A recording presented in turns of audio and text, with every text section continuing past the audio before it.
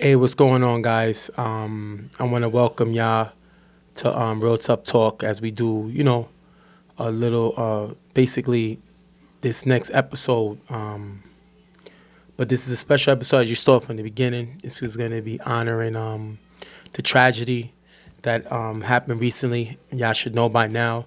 The death of NBA former superstar Kobe Bryant and his 13-year-old daughter, as well as seven other people that died in the helicopter crash. You know, is we did an honoring last week of Martin Luther King, and then we come to this tragic event. It comes to show you that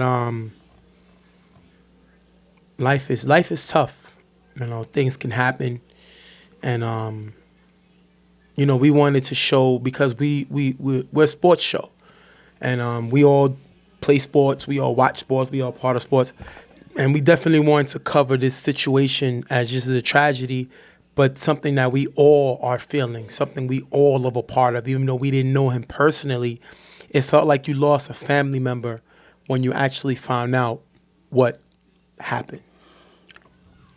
And the most shocking thing about it is just how quick, how instant. It's like it happened instantly, but like just instantly, you heard the news of something so tragic. After the person Kobe was just at a game with LeBron James, and all of a sudden the next day he's gone. Right. And that just shows that it doesn't matter who you are, it doesn't matter what status you hold, it doesn't matter how many people know you, how many people care about you, how many people follow you, or anything like that. Life is short, and anything can happen at an instant. Nobody's an exception to that rule, and that's why you got to take your life and everything that's going on around you seriously, because it can be over in a snap. And we got to remember, this show, this league is all about entertainment. I know sometimes we analyze the games, we go over it, we joke about it, but at the end of the day, this is entertainment. You know, this helps take our minds off of the harsh reality of the real world, and the situation that happened was a reality of the real world. How Hmm. things can happen, and when it's your time, when the Lord is ready for it to be your time, it doesn't matter who you are. It doesn't matter how much money you have. It doesn't matter how popular your status. It's your time. I think the most painful part is the children that died. You Yeah. had three little girls that was in that plane, including Kobe's daughter, and I think that's the most difficult. Because me being a father, you know, you do everything you can to protect your children. Hmm. And if any parent would agree with me, if we had to sacrifice our life for our children, we'll do it in a heartbeat. So to be having to share a tragic experience with your children like that is unbearable and unbelievable. We experienced something similar with our niece. Basically, like our daughter that we raised together passed away. But her birthday's coming up. But that's something we're gonna deal with at that time. This time we want to say, this is something that just happened. And even though it may never reach them, even though they will never know, we want to send our prayers and our condolences and our love to all the people affected by the tragedy, the people in the helicopter, everybody, not just Kobe's family, everybody that's affected, the fans that's affected, the friends, the family, us who's affected. And this is why this football game is very important, because this is something that we can try our best to, you know, shield us from what's going on. It, Yeah. it takes our mind off of it for a little while. And that's why I say this game is so important. We got to protect the game, because this is our escape from reality of the world, that things can really happen. And you just gotta be appreciative of every second that you're given. Obviously, some may think about living life as second nature, like they're not necessarily taking things as seriously as some would. But just know that no day, no second is promised to us. No breath that you take in is promised to us. At any given moment, it can be gone. So whenever you have a loved one that you probably haven't spoken to in a few days or anything like that, Yeah. just reach out and just say you love them, Right. or do something with them, have a conversation. Anything that you have an issue with, try to get through it, because you don't want to live knowing that you had the opportunity and that person that you didn't get to speak to is gone forever, So, and understand that there's always an opportunity to do better, because you may not have the opportunity to fix it tomorrow. So, obviously a lot of people cherish Kobe for, his mindset and always competing and always doing better and always taking every second to account when you're trying to do your best, and that's a kind of mentality you can have doing anything, and like you said about appreciating the game that we have and everything, it's true in that too. Like some people, kind of use the game as in the wrong avenue, in the Right. wrong I agree. use the wrong attitude towards the game. I mean, it's one thing to, take out, your emotions, your frustrations and whatever out on the field and leaving it there. But some people harbor stuff with them. Yeah. They bring it and then they leave it, and then they take it with them. A lot of times they don't realize that when we're in the game, when we're, obviously when the good players are having fun, when the refs are doing their job or whatever, it shouldn't be anything personal. It shouldn't be any animosity, any type of insinuation that somebody's out to get you, or Right. this person is doing this to mess with you. If it's a player, it's a ref, it's anybody. You leave it on the field. You may have disagreements. You may have, you know, things that may bother you on the field or whatever. But after the game is over, after that last whistle's blown, that should be left on the field. At the end of the day, we always say that, everybody's brothers at the end of the day. That's how we should carry ourselves. It should be more than just implied.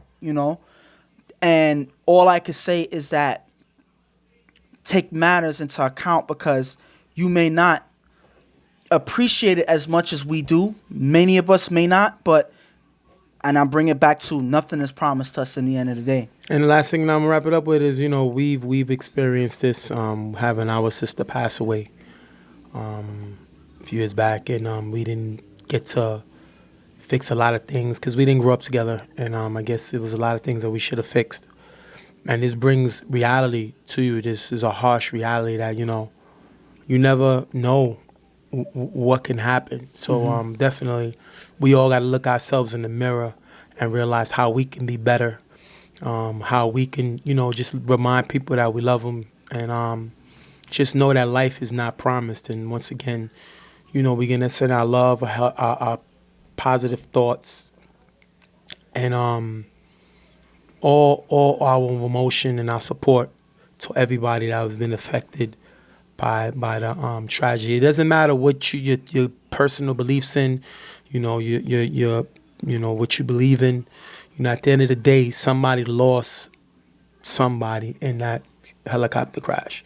Somebody important to somebody. If it's like I said, friend, family member, however, we lost. We it's hard for us because we lost people in general. You know what I mean? We lost other human beings. We lost children. So this is going to be tough. So at the end of the day, we're going to do the best to get our minds off of it. We're going to do our best to try to escape the harsh reality with this games, this show, and our league. So with that being said, we're going to send our heartfelt to the families affected, and we're going to pray for them and hope that everything works out and God give them strength to get by this tragic time. So we're going to wrap this up. We'll be right back. We'll start with the games. We'll give you some energy, and we'll take it there. So we'll be right back.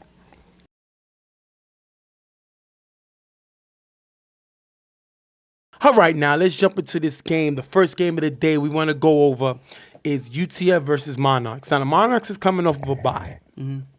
UTF is coming off of a loss. They lost the last game that they played to Grind Time.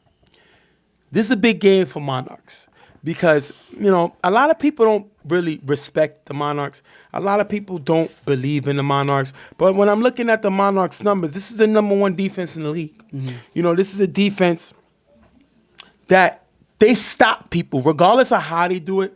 This team is able to stop a lot of teams. They're third in sacks. They bring the pressure, and you gotta respect this team no matter what. They are undefeated right now.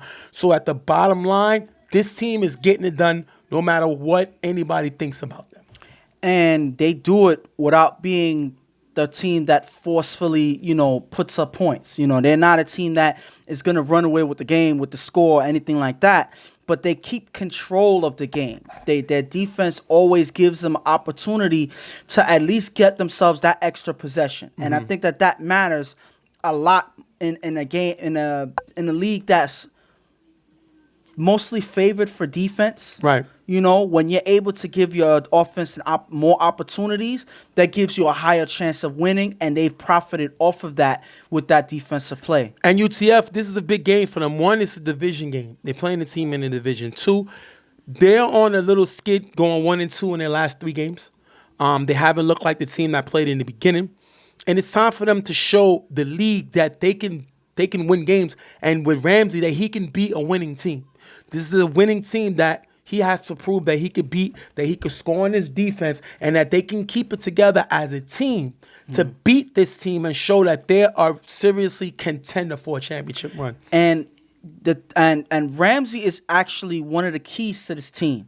The way he plays determines if they win or lose. I agree. And yes, they have a okay defense. They're able to pressure the quarterback. I think they have one of the best setups to pressure the quarterback this season. They're second in sacks. Yes. So these guys, actually give themselves the ability to help themselves out on defense and give their offense better field position because of that. But depending on how Ramsey plays affects the game that much more. If he's able to go downfield and score points at will, there's no way that they're losing. But if Ramsey's struggling, if he's under pressure, if guys are dropping the ball, if he's forced to do too much, they have more of an opportunity to lose, and they've lost a lot of games where he's forced to make things happen. And the bottom line I want people to remember is the fact that UTF they're second in sacks. They're tied for 4th with don't sleep in interceptions. But they're 7th in defense. And the reason I believe that is because of the turnovers that the offense makes, it puts the defense on the field more, which gives teams more opportunity to score, which is why you have that number. Because there's no way you're able to be the top 2 in those categories, but you're 7th in defense. That means you're giving them way too many possessions. Ramsey has to find a way to put points up without giving the other team the ball. We're going to jump right into the game. Now, this game's going to start off with Monarchs getting the ball, and they're missing one of their best defenders in Malachi. He's going to come late, and Arberly's not going to be here. He's hurt. As you saw the last game he played, I think he pulled his hamstring. So, he pulled the groin. Yeah. The key about that is those are their top 2 safeties. Yeah. So it might be affect them coming into this game, but we'll jump in and see. After getting the first down, Mike throws the Kaz in the gap who runs for a decent game. Third down, Mike with blocker from Kaz throws to Javon at the front of the end zone. Picked off by Ramsey. UTF gets the ball back. 40's open short. Mike makes a big mistake and throws an interception. Pass blocking here, he wasn't able to fully protect Mike, and he had to roll out. As you see, JP comes in with the blitz. Cass blocks him, but JP slips by him just for that amount, just enough to affect Mike's rollout and his throw. And because he's looking to get the ball off so quickly, the defense able to capitalize and they get an interception. And this has to be a problem because JP doesn't play defense. Ramsey is capable of playing defense, but he's the quarterback. They're missing several guys. They're missing Kenny, Los, Machine, Mimi. They're missing several guys, and they're still able to make plays. Great play by them on defense. Ramsey with blocking from G, runs into the gap for a nice gain. Second down, Ramsey with blocking from G, throws to Pig, who has to step on Bell, caught, runs into the 5-yard line. Bell watching Ramsey, and Pig gets by him. I think this is where Pig needs to be. I've been saying it all season. I've been saying for the last few seasons. Pig needs to be on offense. He's definitely starter. He's a guy that can bring it offensively, and Ramsey, who's played with Pig before, is able to find him on a big play here. And he catches Bell sleeping on this play here. Bell doesn't realize that Pig gets as far as because he's with him on the play here, but as he turns around, watches Ramsey and looks at what he's doing, he loses focus on Pig, who gets further behind him, and because of that, by the time he realizes it, the ball is thrown over his head, and Pig is able to make a big play. First and goal, Ramsey finds speed on the back of the end zone for the touchdown. 6-0, UTF scores on their first drive. And that huge play, which they fed off of the defense, they were able to catch the defense looking. Was this because they didn't have Malachi there? Is it because they didn't have Arbley there? I can't necessarily say that because Bell is a good defender himself. I just think that he was paying attention to Ramsey a little too much. Pig is able to get that big play, and they eventually score. After getting the first down, Mike throws the Bell in the gap, who runs for a decent gain. Third down, Mike is blitzed by G. Those are to receiver in the gap, drop. Monarchs will have to punt. That is another stop by UTF. Half their starters ain't even here, and they're able to slow down this Monarchs team. And like I said before, Monarchs isn't a team that's gonna run up the score. But the fact that they're struggling to move the ball, is it because Mike is worried about the pressure? There's a lot that's going on, I'm guessing, because Mike is not as accurate and as the time management self that he normally is, and because of that, they're stagnant on offense. Third and long, Ramsey with blocking from G throws a Charles on the sideline, high, incomplete, but Kaz is flagged for offsides, replay of down. Defense flagged for cursing, and UTF gets the first on the next two plays. Now, real quick, before you show me the next two plays, as you show me the next two plays right here, tell me about the offsides flag. Was it a good call? What's your thought of it? I think that this was a good call. I think that he just gets over without noticing, and because of that, because of that, there's nothing you could do to take that back. You have to know exactly what part of the field that you're on. He doesn't look at the scrimmage line, and because of that caused a third down. Ramsey with blocking from Frankie and G throws deep to Charles, wide open in the end zone for the touchdown. Ray gets the extra point, 13-0. UTF. If you look here, Javon steps up. Bell is left guarding two, and they're able to find Charles in the end zone for the touchdown. One thing that's a difference maker on this play is that they have two of the best blockers in the league, giving Ramsey time. I agree. So because of that, Ramsey has so many options. He can either take off or he can throw a good pass downfield. So because of that, it looks like Javon is looking for another receiver in front of him. He steps up, leaving Bell by himself to guard two receivers. He has to pick one. One is definitely going to be left open. Ramsey finds him in. During the return, Bell is ejected for cursing. That's going to take us into the half. 13-0 UTF. Now, my thing right now, if I'm the Monarchs, Malachi, Arbley, not here. Malachi's going to get here in the second half a little late, but that's the big key about it. We already got Kaz getting a stupid penalty for cursing. Now, the play where Bell got ejected, Bell wanted them to take the ball straight to the half. Yeah. Kaz is like, no, we can have an opportunity to get a run back, a big return, anything can happen. Ramsey ends up throwing the ball out of bounds. Bell is so frustrated because he just wanted to take the ball to half that he's yelling and cursing. He gets himself ejected. Now, you're already missing your top two defenders. Yeah. Now, your middle linebacker, who was already playing out of position at safety, gets ejected. And this defense, they're starters. That's three of your starters that's not here. That's called for disaster, especially with Javon playing defense. That's something he does not do, which is why he gave up that touchdown. If I'm the Monarchs, we kind of knew this was possible when we knew our guys wasn't coming. Yeah. We knew Arbley's hurt. We knew that we're not going to get Malachi to the second half. Mike has to find a way to lead this team offensively, and he's still struggling to do it. That's why this team is not really respected by others on the offensive side of the ball, and that's the number one seed. And when you look at UTF, they're doing everything that you could possibly do, given what's given to them. Ramsey's able to stay in the pocket, comfortable with his two blockers, and he's able to get downfield with a lot of passes. So everything that Ramsey likes to do, he's been able to do in this game. Probably not as much as other games early in the season, but he's able to do it consistently, and it's keeping them on the scoreboard here. We're going to jump right into the second half. During the kick return, UTF gets flagged for cursing, so that's their warning. Fourth down at the 45-yard line. Ramsey with blocker from Frankie and G. Ramsey rolls right, throws a Ralphie cutting to the sideline, passes Bobble, caught out of bounds, incomplete, turnover on downs. Did he get down? What do you think of the play? This one, unfortunately for them, is clearly caught out of bounds because Ralphie didn't have a clean catch.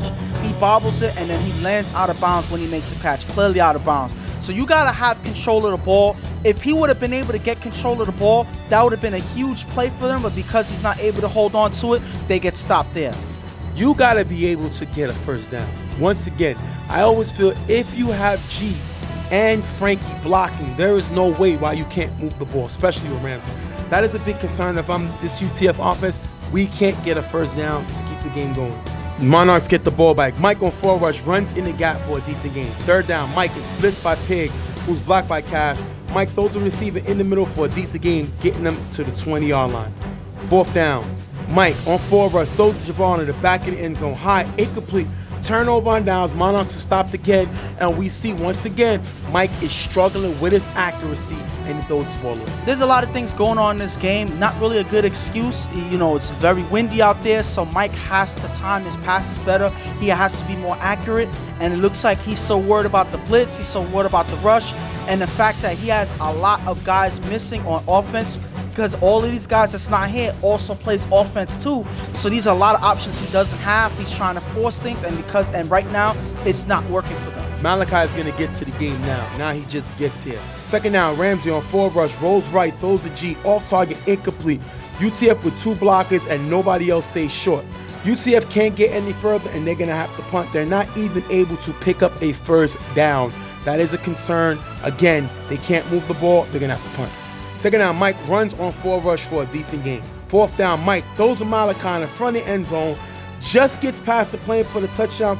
13-6. Tell me about the play. UTF kind of went crazy. They didn't think it was a touchdown. Tell me what you saw. And they believe that the ball didn't cross the plane. But as he catches the ball is extended. He reaches out to catch the ball. And because of that, there's a chance, again, because of my angle, I don't necessarily have the best way to see it, but it looks like the ball. Yes, the extension is probably just enough to get across the plane, and that's why the play was ruled a touchdown. Second down, Ramsey gets blitzed and sacked by Kaz.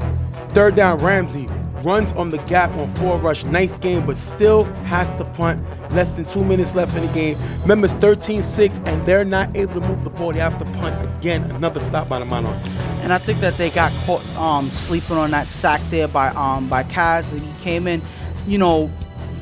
He came in without them actually realizing that he's coming in. So I think that play kind of took away a down and kind of slowed down that drive, which kept them from moving the ball yet again in the second half. Second down, after a short pass, Mike throws to Javon on the sideline. That's going to be dropped. Third down, Mike on 4 rush, runs across the middle for a nice gain. Fourth down, Mike on 4 rush, throws to Malachi and got knocked away by Charles. End of the game. If you look here, Javon is open on the sideline. Mike misses him. UTF comes up with the win, 13-6. And I'm going to just say this. Even though this Monarchs team, we said it multiple times, that this is not a team that's going to score off the charts on offense, this was an irregular game for them. They struggled to move the ball throughout the game. It took Malachi to get here in order for Mike to have options to get into the end zone. So is it because they're missing a lot of guys? It could be. The fact that they weren't communicating properly. They got Bell got ejected, being frustrated over something that they shouldn't be arguing about. So they didn't look their best in this game, and they showed vulnerabilities that a lot of teams can exploit moving forward, especially the fact that playoffs is right around the corner. So you don't want to show these vulnerabilities now, because teams are watching. They're going to pay attention to you, especially the fact that you're on the top of the pack. You got to improve and not make these mistakes that you made in this game. Otherwise, they may be surprised by whoever they end up playing in the playoffs. If I'm UCF, I'm very concerned. Very concerned. Ramsey threw two touchdowns in the first half. Mm-hmm. I love it. Got hot versus a top defense.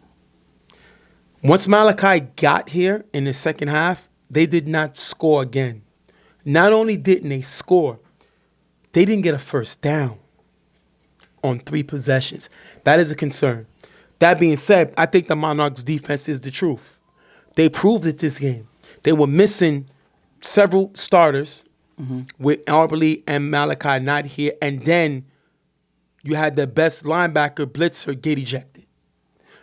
That's just hard for any team to task. In the second half, again, they lost Bell going into half. and they were able to stop Ramsey from getting a first down in the second half. Now, I hear what you're saying. They were up, but your job is to take a team out as soon as Yeah. possible. Your job is to show that you're able to score on anybody. They took And the foot off the pedal, pretty much. and that is a very big concern if I am this UCF offense. Now, Monarchs only scored one touchdown. We had Monarchs going 1 for 5. They're not an offensive team.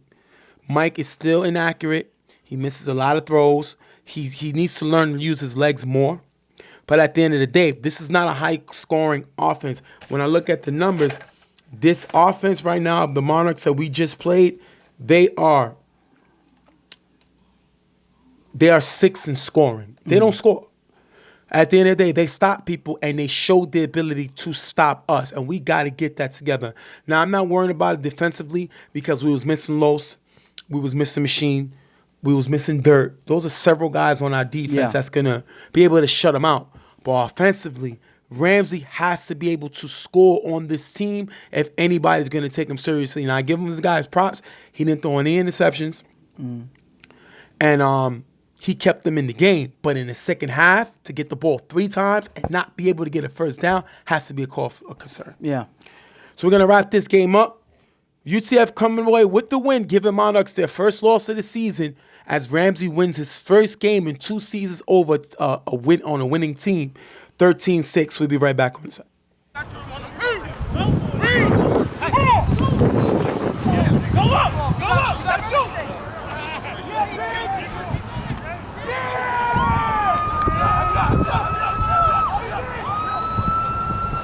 Let's go, Dawn!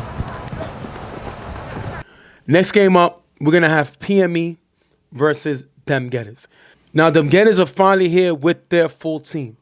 They have their enforcer on defense, Dev, here. They have one of their top offensive threats in Juice here. They have their leader, finally, in Hollywood here that keeps it all together. But most importantly, they have a guy who went to the championship 3 times.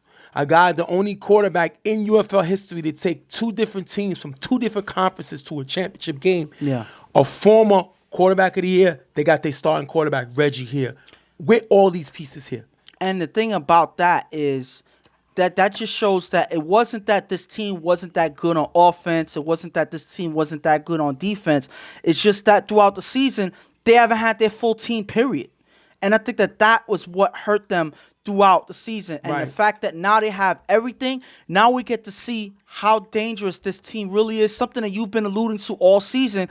We get to actually see them in play in this game to get a glimpse of how good this team can be when they're all on the same field.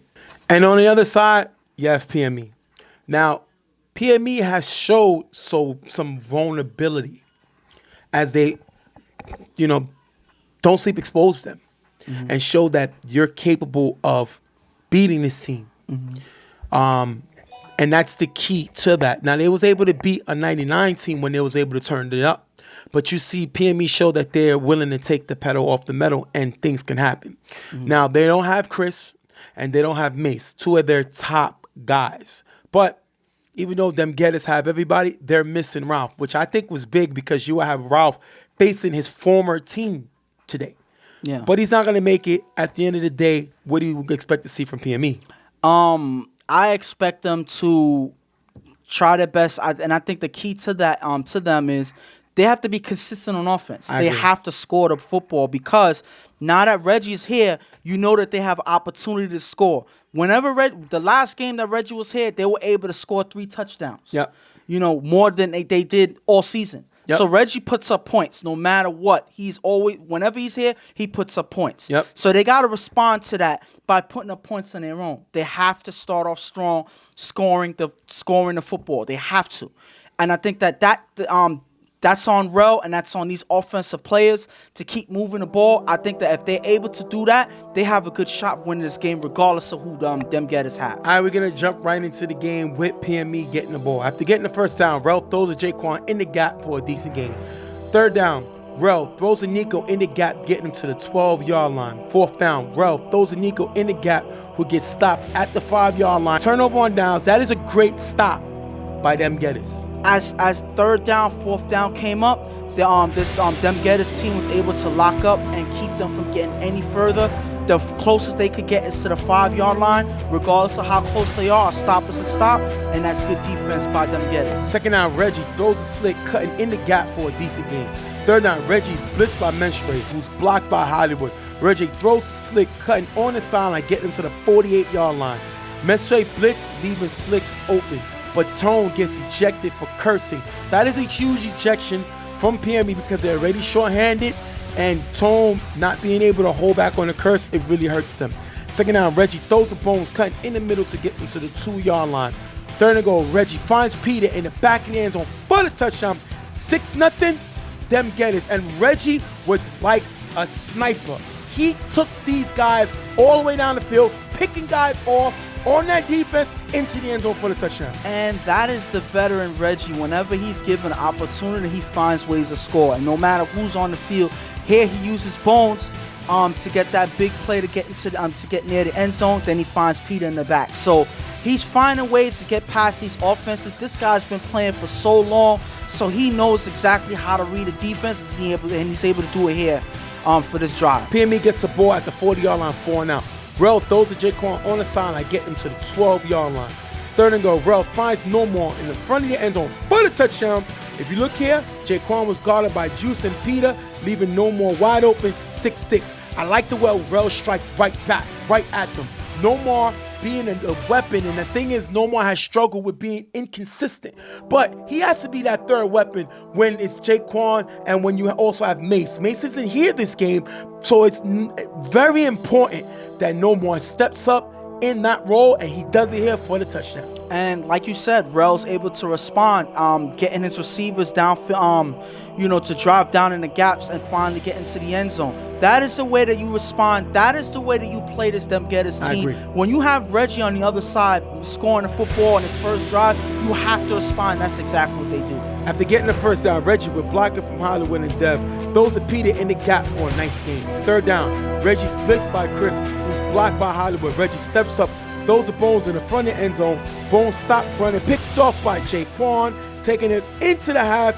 6-6, great interception by Jaquan. And that is the way to, one, put pressure up on that blitz. Even though Hollywood is there to get the block, it's enough pressure for Reggie to have to take one eye off of one receiver and worry about the rush coming in. And I guess that's enough of a distraction for him to throw this pass here to Bones. Bones and him not on the same page, and because of that, Bones stops running when the pass is going to him, and that leaves Jaquan to get the interception there for the half.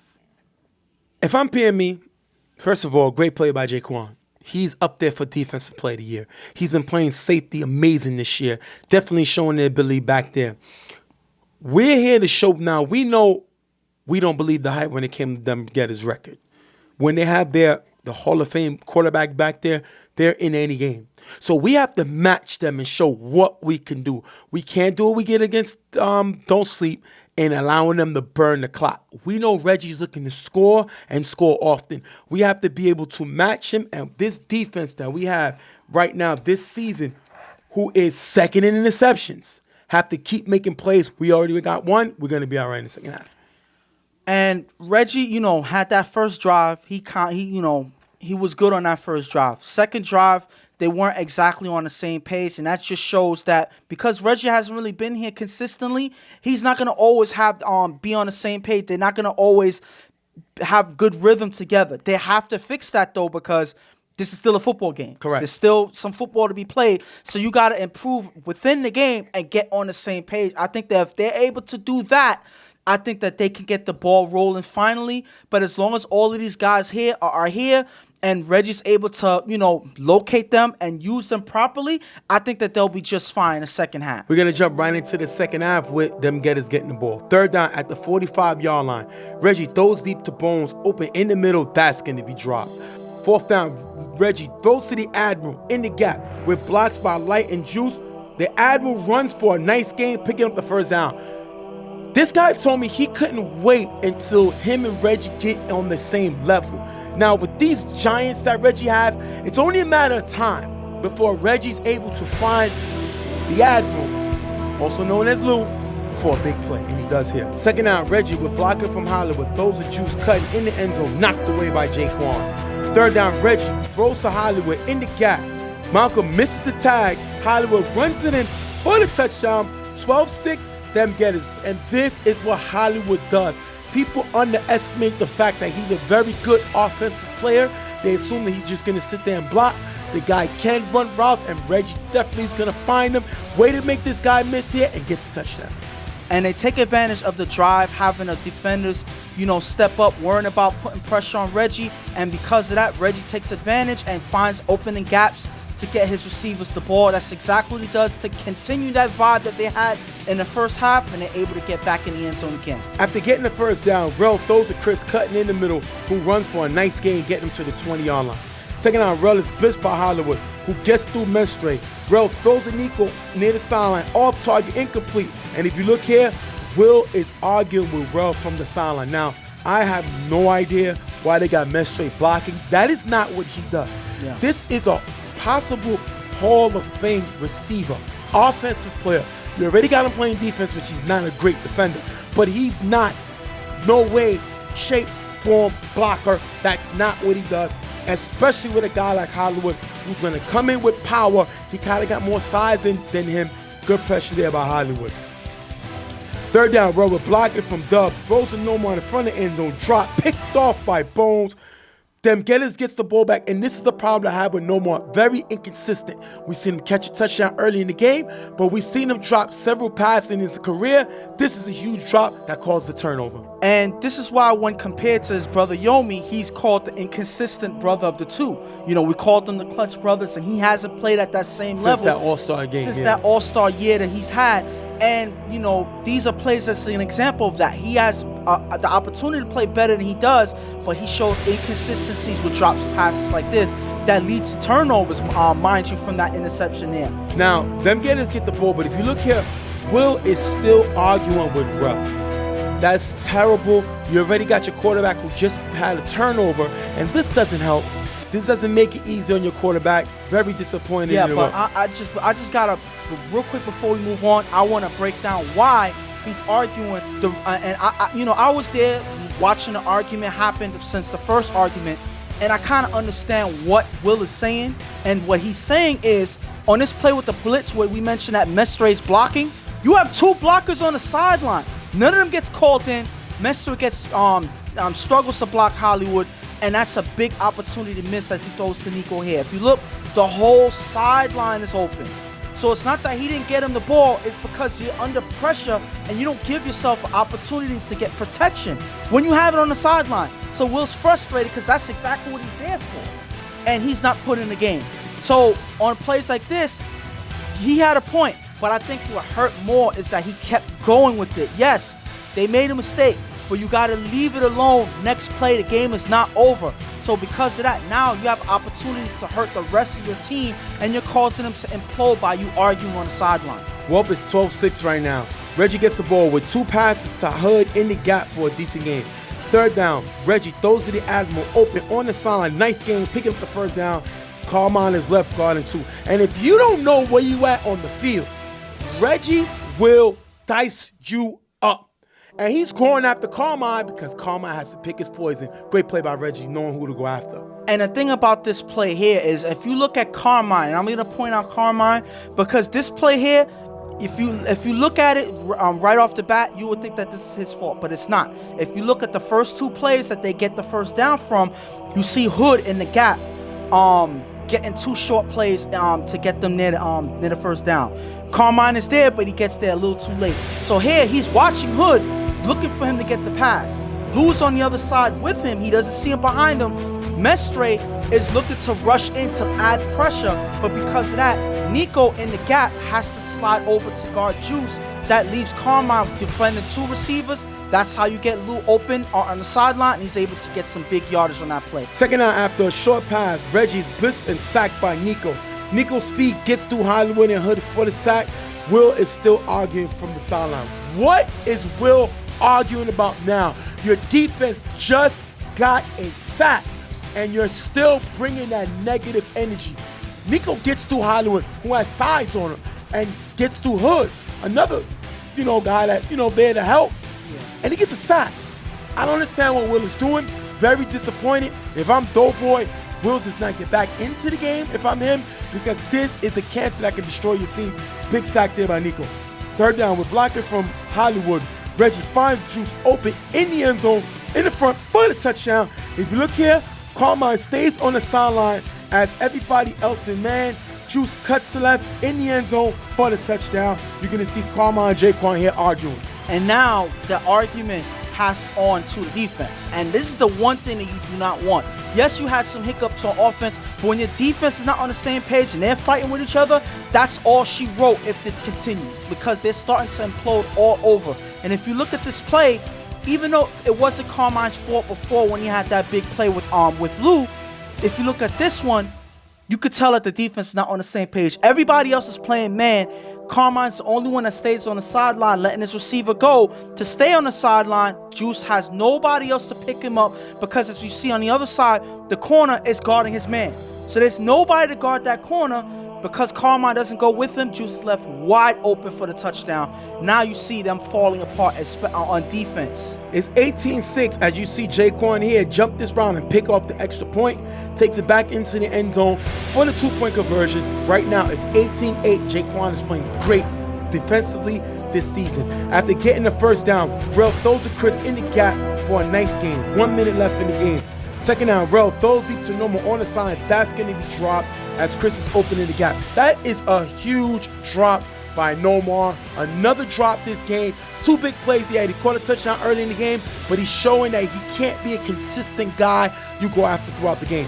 Third down, Rel is blitzed by Hollywood, who's blocked by Tuff. Rel throws to Chris in the middle, high, picked off by Peter. Peter runs it all the way down the field into the end zone. Lou with a nice block during the return. Unfortunately, wasn't really able to get it because you're watching Peter on the pick. And that's going to take us to the end of this game. 24-8, Dem Gettas.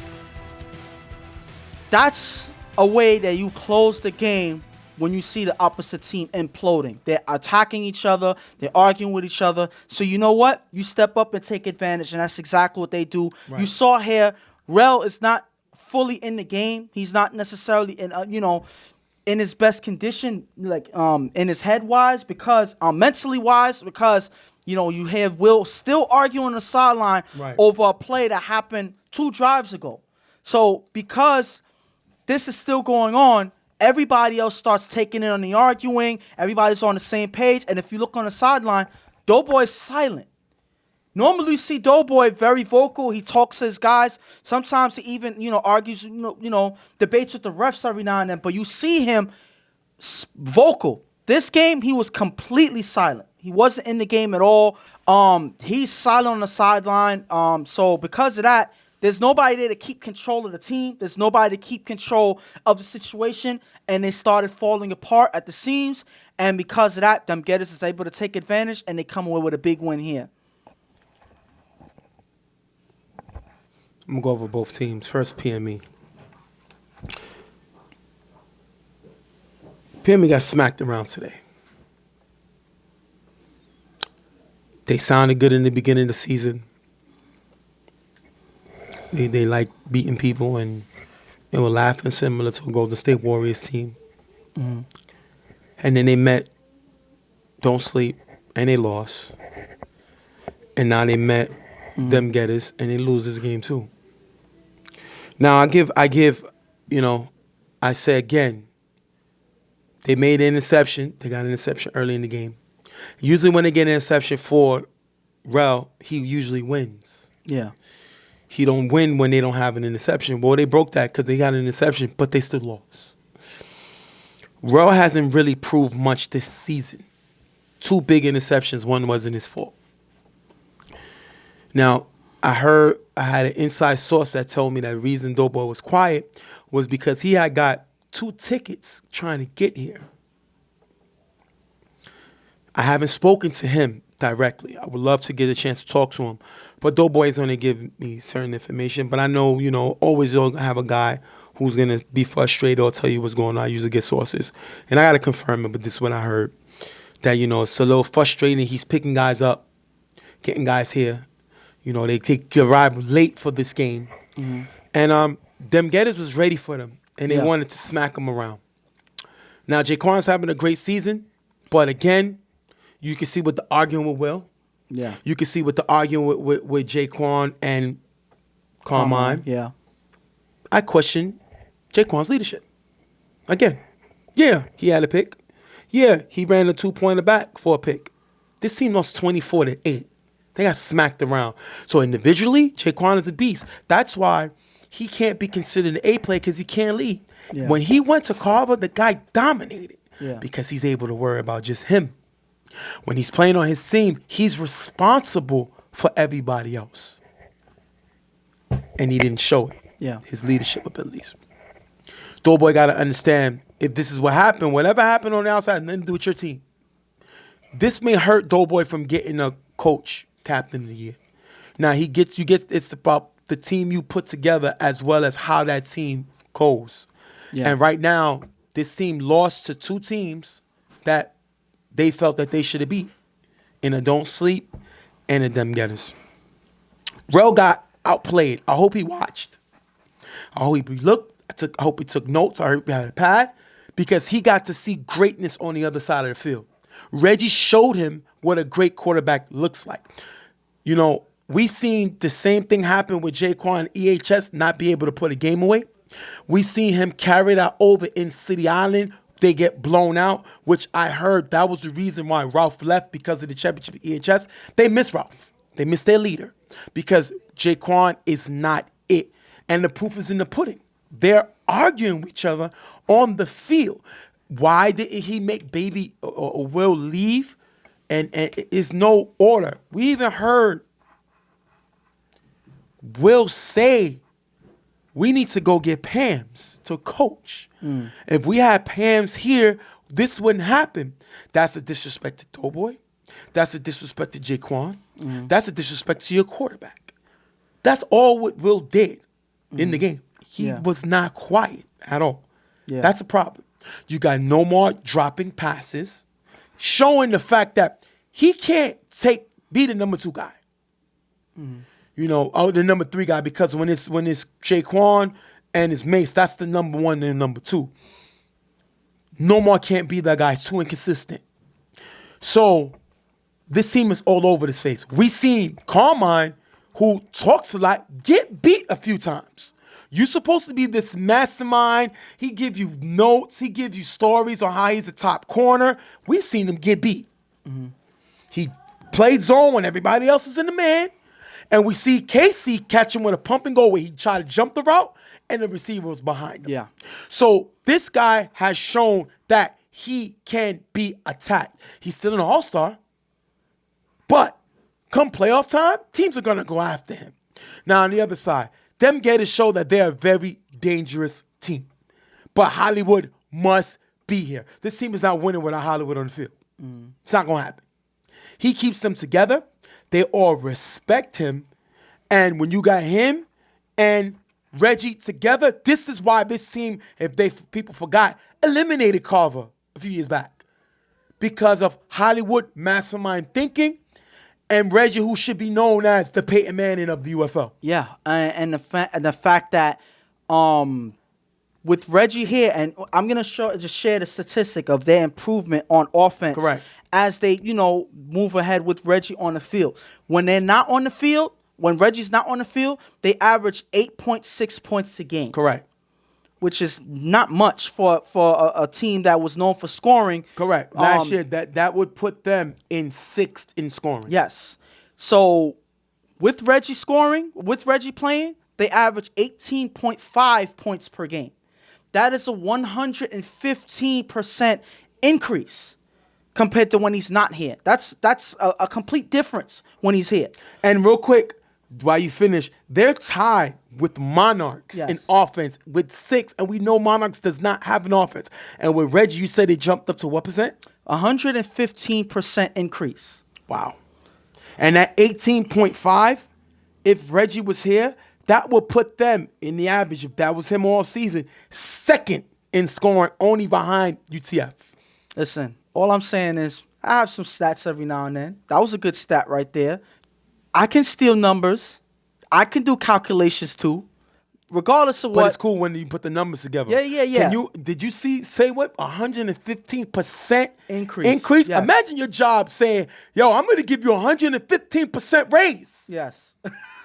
I'll take that. Yes, with a smile on your face. But at the end of the day, this is how Dem Gettas has to play. Correct. Moving forward. This is how they need to play in the playoffs. Everybody needs to be there. And by the way, PME, third in scoring. PME, 16 points a game in scoring. Today, if you take away Jaquan's 2-point run back, they scored 6 points. Yes. They scored 6 points. Number 3 offense in the league scored 6 points as Rel threw 2 interceptions. And that is one was a pick six. And that is at least 100% decrease in offense in one game.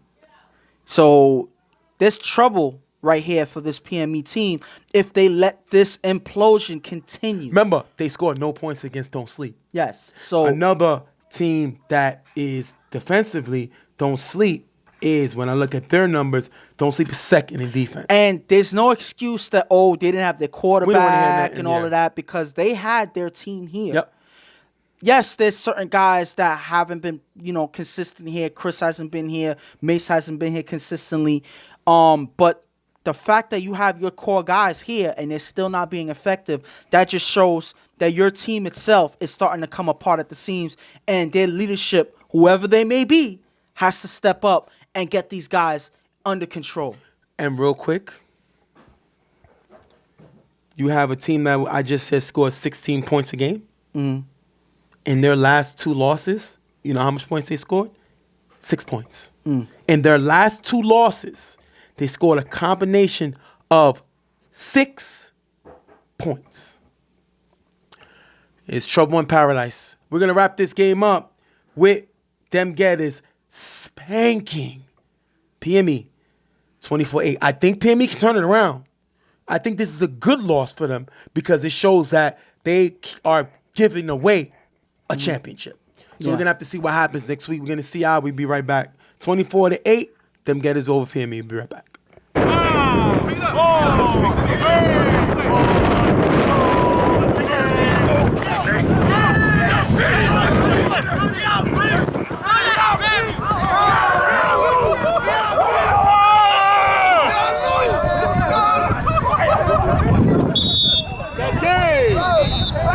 Game over.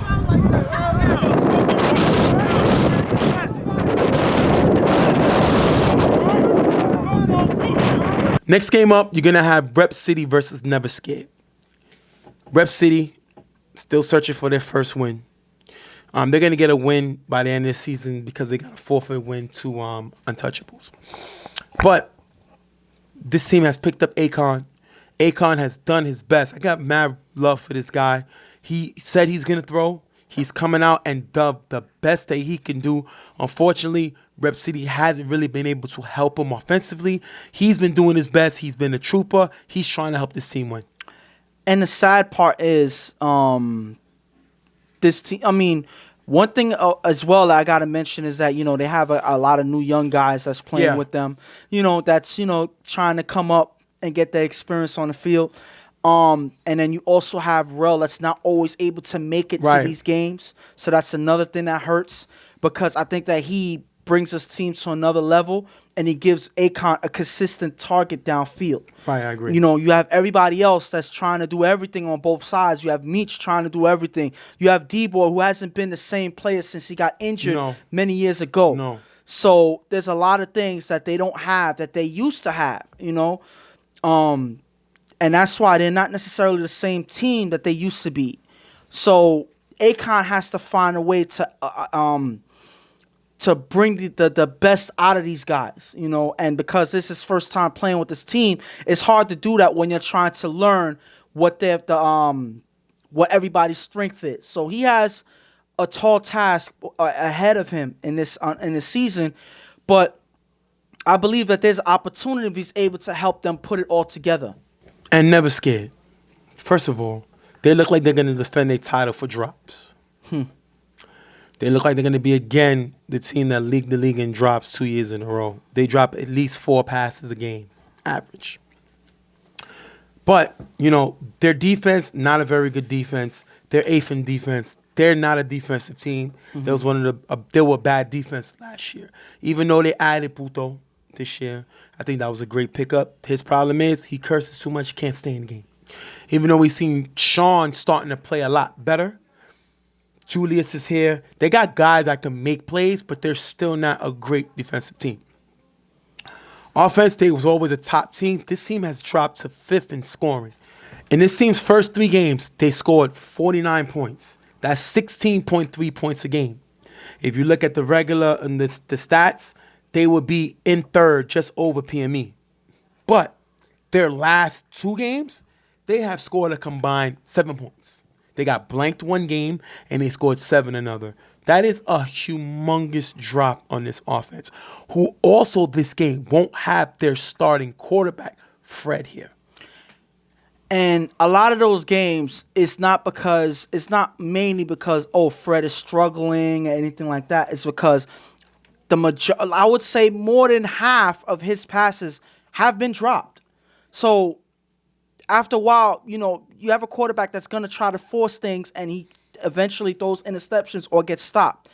But, they kind of stepped up with adding a few guys this season. When they have their full staff here, they play much better. They could be dangerous. Yes. So they're a scary team to play when everybody's here. Unfortunately, we won't be seeing that happening because their quarterback's not here. Right. So they have to have a lot of guys step up. I don't know who's going to I believe they're going to have Crazy start for this game. And their top receiver, Brandon, he's here, but he's not playing. Yes. He's banged up. He's been hurt the last 2 games, which he hasn't played because he's been banged up. And I'm going to say this, though. Another defender that's against them is the weather. Yeah. So that doesn't help either. Yes, both teams are going through it, but when you don't have your starting quarterback, that hurts you even more. The weather's terrible for this game.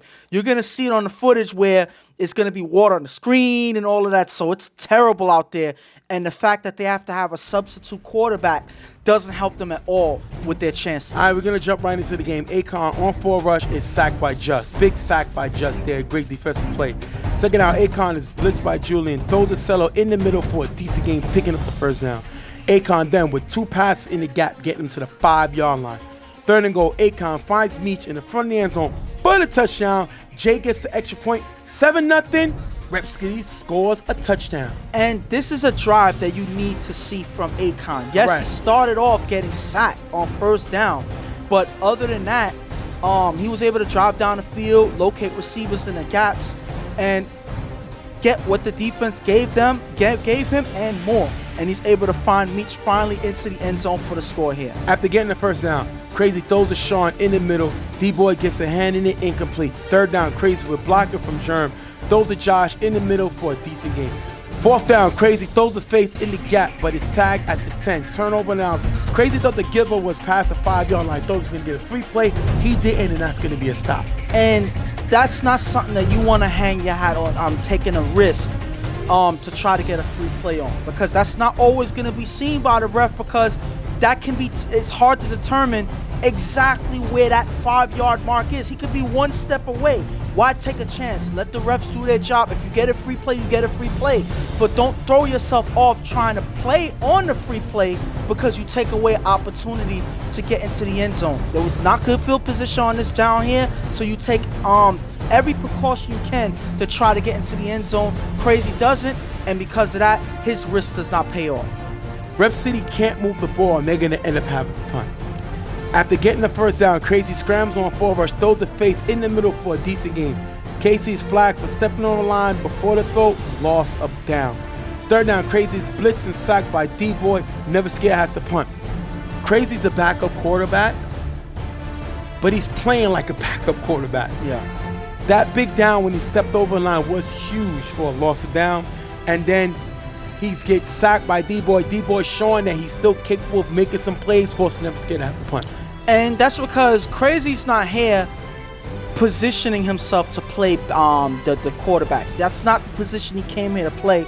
Yes, he's quarterback before, but he hasn't played quarterback, at least in this league, in a good while. Correct. So you can't expect him to take the helm and, throw the defense apart. Rep City, once again, can't move the ball and they're forced to punt. After getting the first down, Crazy throws a Ouija on the sideline. That's going to be dropped. Last play before half, Crazy tries to throw it up, but trips and is sacked by Flex, taking it into the halftime, 7-0. And for everything to go wrong, anything that could have went wrong for Crazy did go wrong. Take me through the fall. That was a pretty good fall. I mean, listen, conditions are terrible out there. Yeah, it is. So everybody's going to have an opportunity to slip and slide. That's what this field is known for. So Crazy is not an exception on that. It looks like he's trying his best to back up so that he can throw the ball downfield. He doesn't get his bearings and he slips right when he tries to get that down, back up. That's unfortunate. He didn't even have an opportunity to throw the ball on a toss-up play, and he gets sacked into the half. That is not a good look for Never Scared right now. I think the only thing worse than these teams play is the weather. Yeah. Their play is terrible.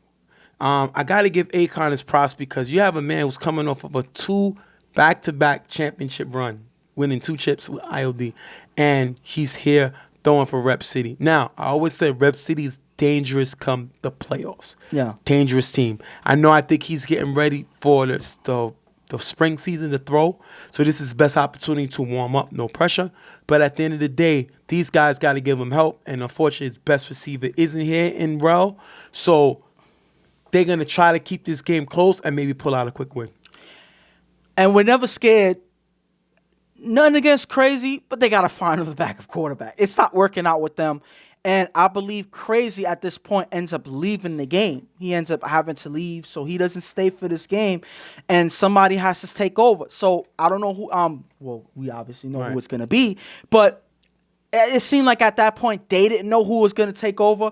They have to figure out something at this point in the game because it wasn't working in the first half.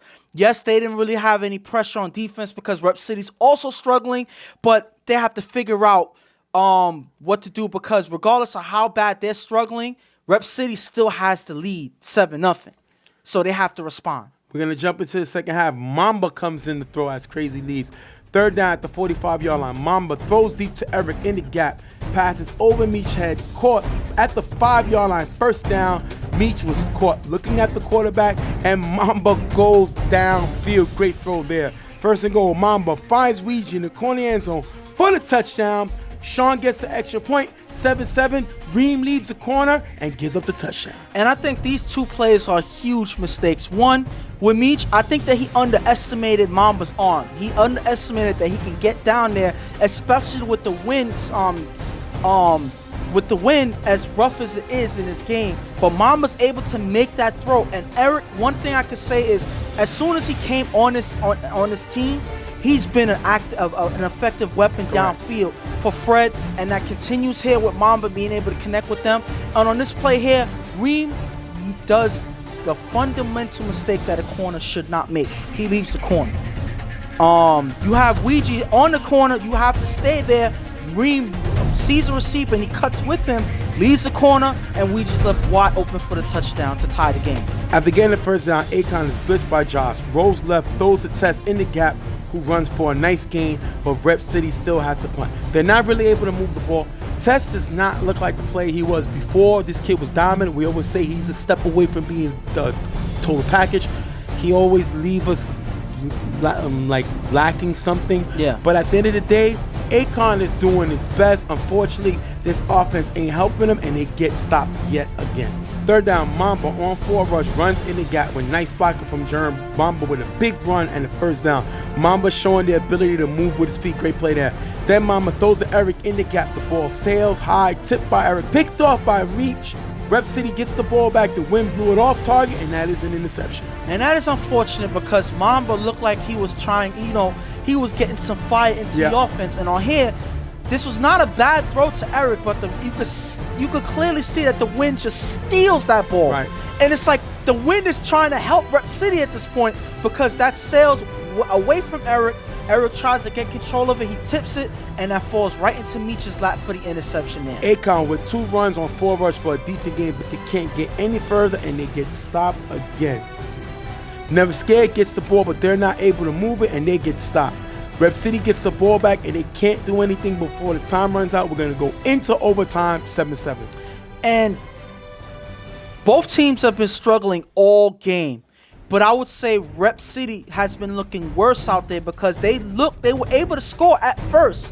First drive, they looked like they was going to, have a rhythm out there. Then all of that changed after that drive. They struggled to get the first down, and I believe every single drive, they couldn't make the first down. They couldn't get down the field, and they were forced to punt almost every drive. That is not looking good. On the other side with Rep City, with Never Scared, they don't have a stable quarterback, and the wind is not helping them. Mamba tried to make his, to do his best on this play. I can't say it's his fault. The wind just wasn't with him on that play, and that leads to them intercepting the ball, throwing an interception. I don't know what they're gonna do in this overtime game, but whoever's gonna, whatever they do, they have to do it in this drive. This is their last opportunity to win this game. Well, Josh comes in the throw now, making his UFL debut. I believe Mamba had to leave as well. Josh, on second down, Josh throws the face on the sideline. Nice game getting to the 15-yard line. But then third, Josh throws the face to the back of the end zone, out of bounds, incomplete. And then Josh follows it up with a throw on forward rush, high, incomplete, turnover on downs. So his debut is a little short-lived as he can't connect on his last two passes, and they're going to turn the ball over. And I think that regardless of what happened, good or bad, I think them losing Mamba in the game kind of hurts them more than helps them. Kind of hurts them. You clearly see what Josh trying to take up the slack. He's not able to get downfield. He's overthrowing the ball most of the time. Mambo's been the only one able to score, and they lose him, and they're not able to score. They have to stop them now because Rep City can steal this game from them on this last drive here. Second down, Akon throws a cello in the gap high, and that's going to be dropped. Third down, Akon throws a cello in the gap for a decent gain. Last play of the game, Akon throws it up. Meach drops the ball in the end zone, ending the game 7-7 in the tie. At this point, there's nothing else that can be said. This was a terrible game on both sides, but the whole game could have been defined by one play, which is this play towards Meach. Excellent throw by Akon. Even though it looks like a toss-up play, that ball fell right into Meach's hands, and he's not able to hold on to the ball. That is Meach's story of his recent career. Inconsistency. Especially this season. Yes, he's shown that he's been able to play on that superstar level. But he shows inconsistency that pulls him all the way back down. On plays like this, yes, this is a toss-up play, but this goes right to you. There was nobody hitting you. There was nobody putting pressure on you. This was a clear pass that you had to come down with, and he's not able to hold on to the ball. They had an opportunity to win this game. Regardless of what position they're in, you want to come away with the win. They had opportunity in their hands. Meach is not able to hold on to it. That is unfortunate that they had to end the game with a tie. Well, you're going to see where both teams are going to go next season in the draft. Never Scared needs a playmaker, and Rep City needs a quarterback. Yeah. I do not see Akon coming back to deal with this again. Yeah. Unless they make a great decision to pick up a big player in the draft to keep Akon. Never Scared, they'll take a tie without their quarterback. They went through three quarterbacks, and they got a tie. They'll take it. They already knew that there was going to be a wild card team. Mm-hmm. And this was try to get their momentum going. Now, this week they're going to come off with a bye win.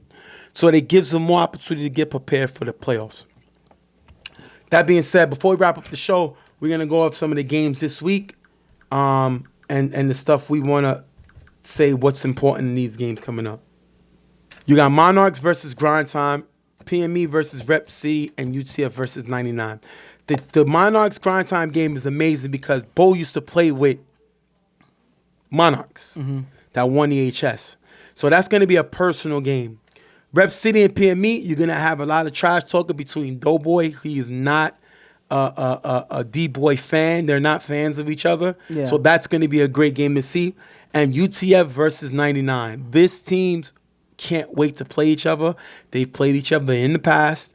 And definitely, this is a big game. Because UTF is trying to win this game, and if Monarchs lose that game versus Grind Time, they can win the division. Yeah. If not, if Monarchs win that game, then you're going to see UTF face 99 in the first round. Yeah. So these are some great games. All of them have playoff predictions, so they're definitely important. So definitely these are some games that we all gonna want to see. As far as the award, next week you'll see who's up there for awards. Next week you'll see who made the All-Star team. So it's a great thing, and we got something special to show for the All-Star team. For the All-Stars for the All-Star game. So we'll unveil that next week.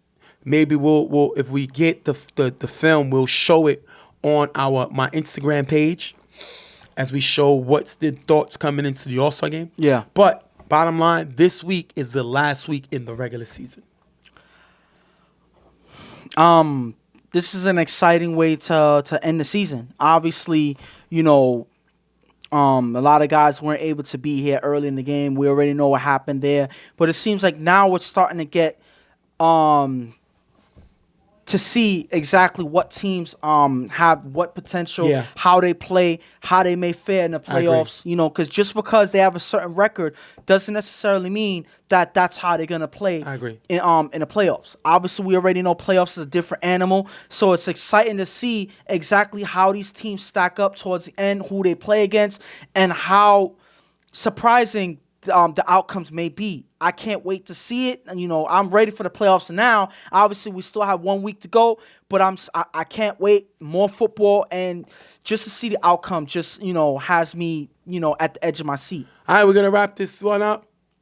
Never Scared of Rep City coming away with the tie 7-7. We're going to wrap up the show. Hopefully you appreciate the show. Make sure you check out my podcast on Friday. Much love, like I said, to all the victims. Our prayers go out to them, all the victims in the helicopter crash where we lost the NBA former superstar and Kobe Bryant and his daughter, as far as several other people. You got to see the pictures. You know, we send blessings to them. And like I said, man, at the end of the day, this football game is just for our entertainment. This football game is just for our fun. And let's remember that, because you leaving this field, you may not come back. We never know what the world holds, what God holds for us. So at the end of the day, let's appreciate this game. Let's respect the game. Let's love the game. Make sure you, like Ghost said earlier, any gripes, any family members, any friends, get out the way, because you never know when's the last time you're going to speak to them. We're going to talk to y'all later. On behalf of Real Tough Talk, I'm Stephen J., my partner Ghost. We're going to see y'all guys next week. Find the season finale. Season finale, that's what you say, right? It's not the season finale. Yeah, it's not a I guess TV show. I'm on Power. Yeah, so, yeah. You know, we'll see you in the last week of the season next week on Real Tough Talk. We'll see y'all guys. We out here.